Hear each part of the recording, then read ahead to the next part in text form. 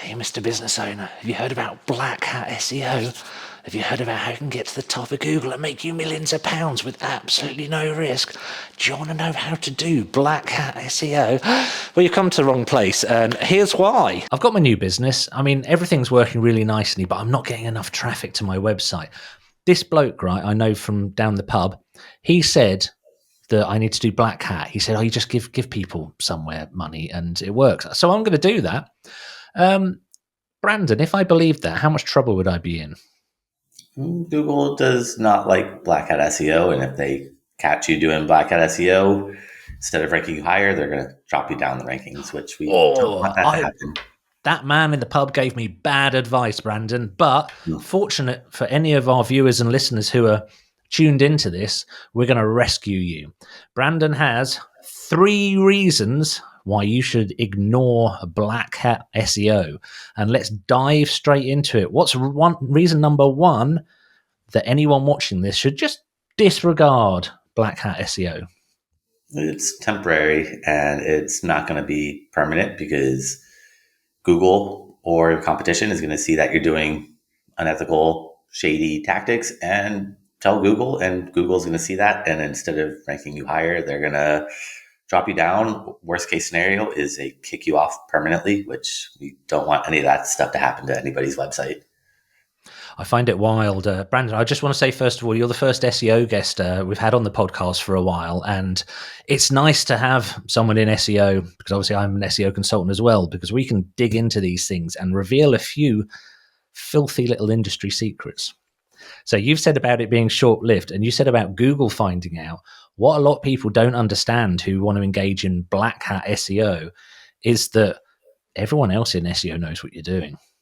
It's so easy to spot. The first thing we do when any potential new customer comes to us, we go look at their backlinks.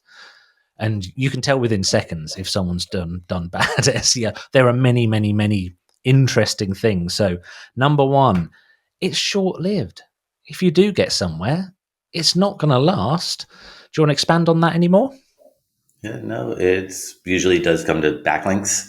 People don't realize backlinks are so important, and they don't build the right backlinks, and that could cause more harm than good. Like they might go on a site like Fiverr and buy a gig for $5 to get 1,000 backlinks, thinking it's a good thing to do, build a bunch of backlinks. But in reality, it's all about quality, not quantity when you're building backlinks. And a few good quality backlinks are going to surpass thousands of low quality backlinks. But that's where if you're just doing anything that seems too good to be true, it probably is. Google's been around for 30 plus years and have seen all the tricks, and they're pretty on top of it. So if you think you found a loophole, probably not.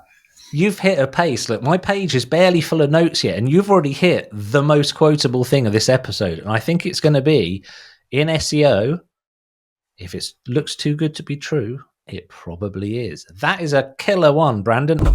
Hey, sorry to disturb the podcast, but I've got a special offer for you. If you go to yeseo.io/audit, then we'll do a free audit of your website. Could be good, could be valuable, could be the start of something very special.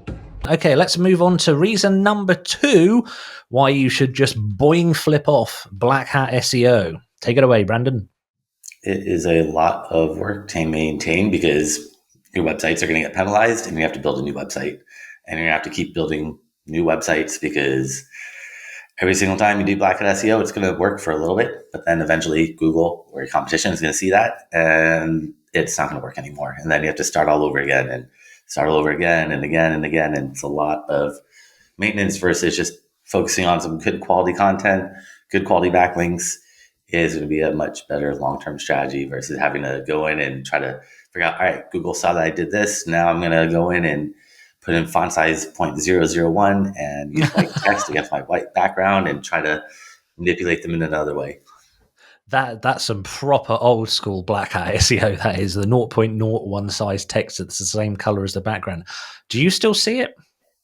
Not really, but I'm sure people still do it, but I don't really see it because it's not going to rank. And luckily my clients don't do that, but they do ask me about it all the time.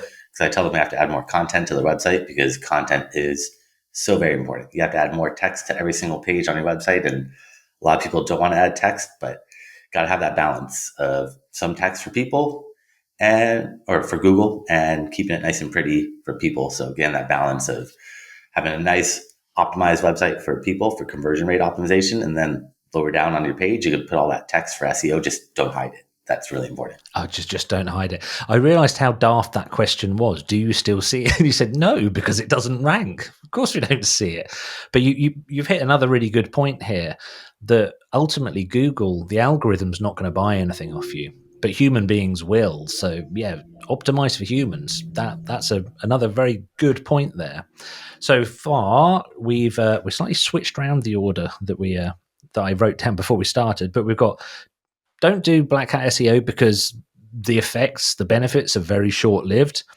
And we've got it never stops, essentially. So you're always going to be on the run, like someone on the lam, or someone who's on the lam. Is that the right phrase? Someone who's escaped from prison. I don't know.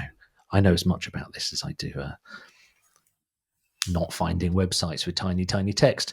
Right. Mm-hmm. So two very, very good points there that you've nicely sprinkled with some bonus bits of theory there that people should listen to and remember.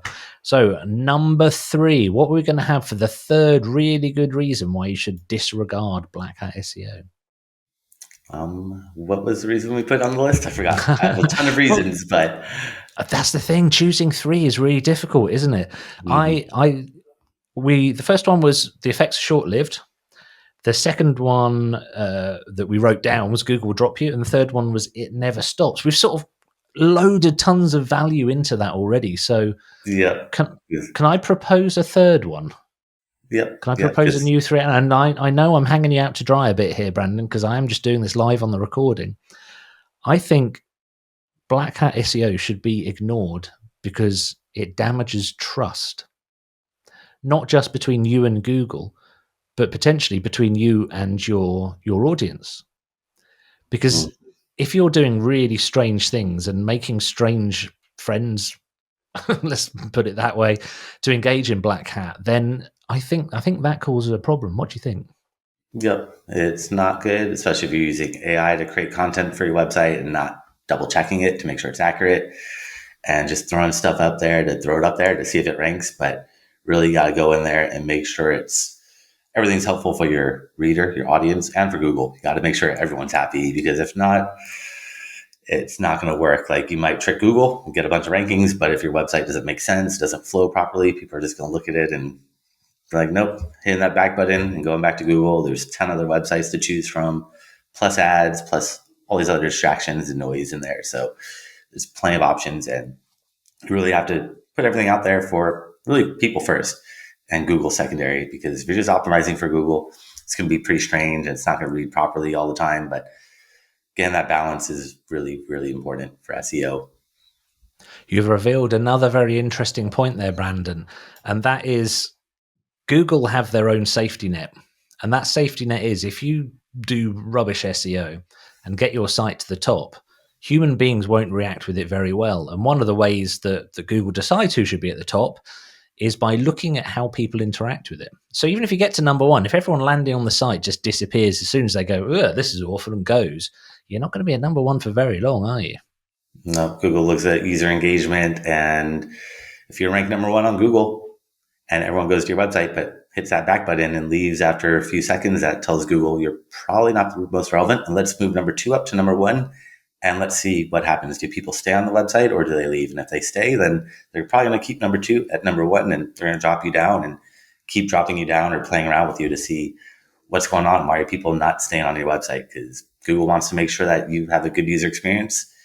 If you don't have a good user experience, like if you go click on Google or click on a website on Google and you're on your cell phone and you can't read it because it's not mobile optimized, it's a bad user experience. You're probably going to hit that back button and be like, Google, what are you doing? This is not what I want to see. And eventually you're going to go onto like Bing or Yahoo or DuckDuckGo. Google doesn't want that to happen. So user experience is very, very important. Absolutely. So yeah, doing these things, doing bad SEO could arguably be as much work as doing good SEO. So just do the good stuff. I like that we haven't gone into a lot of depth about all the various nefarious Black Hat methods, because I don't think we need to. Mm-hmm. But if somebody's watching this And they're now thinking, do you know what? I have paid a lot of people on gig websites. I'm not going to just use Fiverr.com because there are lots of different ones. And they're now a bit panicked and a bit worried. What do you think the best thing to do is? If you're looking going, oh man, I've been doing these things. What's next? No, now it's time to stop doing all those things. If you could get those backlinks taken down, you could disavow them if you can't get them taken down and submit them to Google Search Console and tell Google, don't count these backlinks because I messed up. I didn't know what I was doing. And please don't count these backlinks. And let's just start building good quality ones. And good quality backlinks really come from sites that are related to what you're doing. So finding niche related websites and trying to build relationships with them to see if they would somehow give you a backlink. And just getting a couple backlinks every single month is a huge win. You don't have to build a ton of backlinks. Even just getting one is good. And it's going to get you to get, or it's going to get Google to trust you a little bit more. And that's going to get Google to rank you slowly in the search engines. I see all these adverts on social media at the moment offering me, hey, you can get 10,000 backlinks for just $20. And I think, I don't want them. I'd be paying money to damage my own SEO. Right, Brandon, this has been really interesting. And this is a topic which doesn't get talked about a great deal. It was kind of like the hot topic about 10 or 15 years ago. So I'd like to celebrate the fact that we're that you've raised it and we're talking about it. So if somebody's listened to the whole of this and they've been scribbling down notes and they've been scratching their chin and they've been thinking, I must remember that. If somebody was to have to remember just one thing from this episode, what would you wish it would be? The one takeaway. Go for quality over quantity with everything is going to be the best strategy. Even in life, quality over quantity is usually a better way to go about it, but especially for SEO. You got to really make Google happy, and that's what they want to see. So we got to make Google happy and get those rankings.